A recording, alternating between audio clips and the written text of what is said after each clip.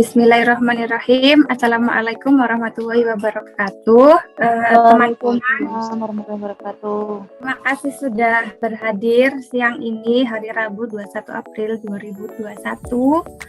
Hari ini kedapatan Mbak Zaim yang akan mengisi belajar bersama adik-adik magang pesantren Satu Kata. Nah, di tema yang diberikan Bu Muriana berjudul Aksara dan Budaya Bangsa. Nah, teman-teman, tadi ada sekilas tayangan cuplikan. Mbak Zaim pengen satu atau dua teman menyampaikan atau bertanya atau memberi respon dari video tadi. Barangkali bertanya atau mau memberi respon itu kok fotonya cantik Mbak gitu. Sebelum saya bicara panjang lebar, saya mau kasih lihat satu tayangan YouTube. Jadi teman-teman boleh memberi respon. Kalau tadi kan kita mau nontonnya Kartini ya Bu Muri, ternyata sudah banyak yang nonton. Nah, sekarang sekali lagi Mbak Zaim mau kasih lihat video aja gitu. Terpantik nggak sih dengan video ini? Mana kok sudah muncul belum? Belum di share screen. Lupa. Teman-teman yang tidak open kamera bisa lihat tayangan ini ya. Bisa, Mbak.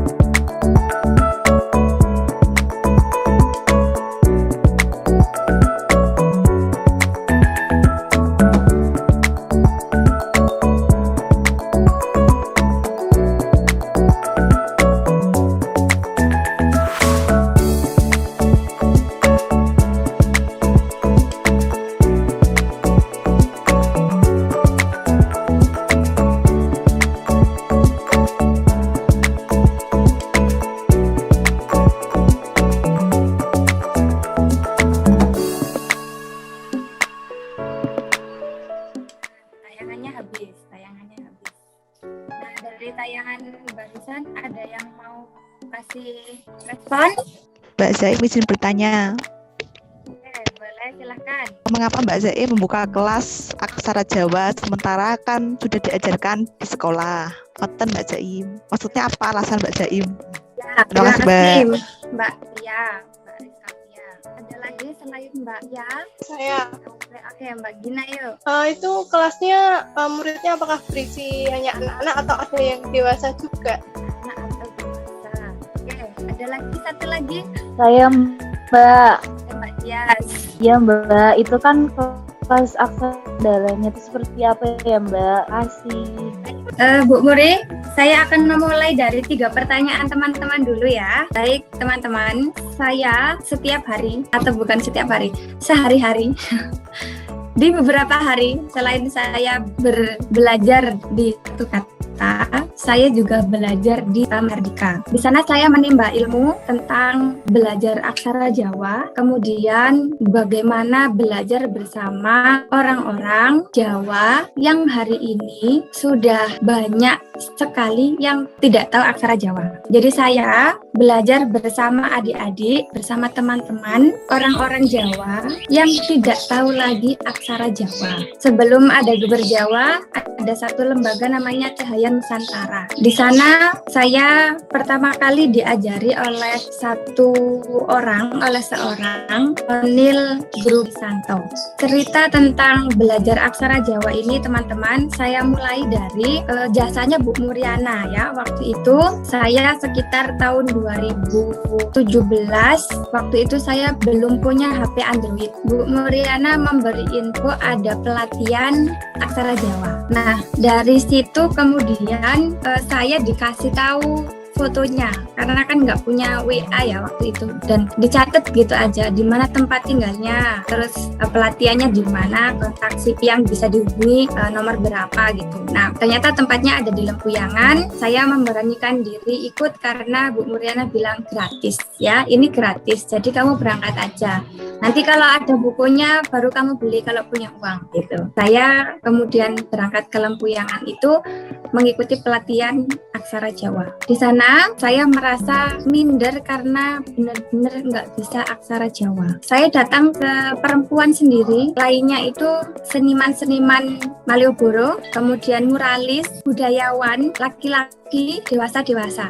Saya yang paling kecil waktu itu. Sampai 5 kali pertemuan saya yang bertahan satu-satunya di pelatihan pertama. Di pelatihan kedua barulah ada teman-teman perempuan yang masih muda dan mereka backgroundnya dari pendidikan bahasa Jawa. Sampai di situ saya merasa wah, dari 5 kali pertemuan ditambah 5 kali pertemuan, materi tentang aksara Jawa itu recall. Saya cepat sekali recall dari materi-materi yang dulu pernah disampaikan di sekolahan yang selama 10 tahun saya tidak pernah buka lagi. Dan dulu ketika saya di sekolahan itu, ingat banget sampai SMP kan kalau nggak salah ya, aksara Jawa itu masih ada. Saya itu nyontek, itu pun salah gitu. Jadi jawab tugas bahasa Jawa yang ada aksaranya, udah nulis dan nyontek itu salah. Bayangpun ya, sangat memalukan. Tapi saya pikir itu bukan masalah saya sendiri. Nanti teman-teman kalau ada yang sama boleh tertawa, tapi kan nggak buka mic-nya ya. Nah,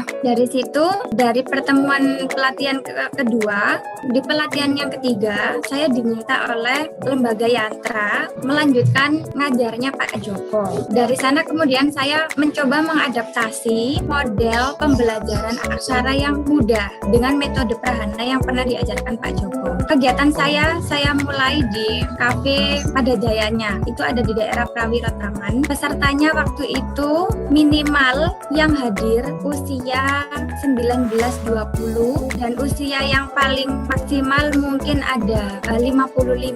Jadi sudah kakek-kakek, mbah-mbah, bapak-bapak, ibu-ibu, dan mbak-mbak. Pesertanya variatif, usianya dari berbagai usia dan dari berbagai latar belakang. Pertama kali saya mengajar di kafe Padajayanya. Kegiatannya malam hari sekitar jam 7:30 malam mungkin karena bapak-bapak, ibu-ibu itu selalu waktunya jam segitu. Nah, saya mengajar aksara Jawa itu awalnya ditentang banyak orang karena ibu-ibu, mbah-mbah, bapak ibu dan kakak-kakak itu kan kebanyakan orang dari Jogja.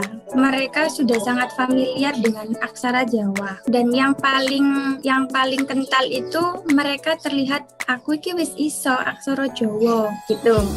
Ketika datang di pertemuan pertama, saya bertanya, Bapak Ibu biasanya kalau belajar aksara seperti apa ya? Nah, 99,9% Bapak Ibu yang hadir itu bertestimoni gitu ya, belajar dari Hana Cara Gono Coroko Doco Sawolo Podojoyonyo Mogobotongo gitu. Nah, ketika semua orang itu bertestimoni seperti itu, saya yang dari ndredeg sekali itu mulai pede. Oh, memang mereka belum tahu metode ini. Jadi saya pura-pura percaya diri di depan para sesepuh-sesepuh itu mengajarkan metode baru Prahana. Kegiatan dari Cafe Pada Jayanya itu berhasil. Kita kemudian mengadakan kegiatan Aksara Jawa lagi di daerah Taman Siswa. Nah, kegiatan yang kami lakukan di daerah Taman Siswa itu pesertanya juga variatif, berbagai usia. Ada yang paling kecil itu ada usia 3 tahun karena dia masih PAUD. Terus ada yang remaja itu kelas 4 SD, terus kakaknya lagi itu SMP. Jadi PAUD, SD kelas 4 sama kakaknya SMP. Itu yang remaja. Ketika si 3 adik ini berangkat belajar aksara kan ibunya ikut nganter nih. Ibunya juga ikut belajar. Jadi kelas kita itu diikuti dari berbagai usia. Kegiatan berlangsung selama 5 kali pertemuan dan selang-seling itu terjadi selama sekitar 1,5 bulan.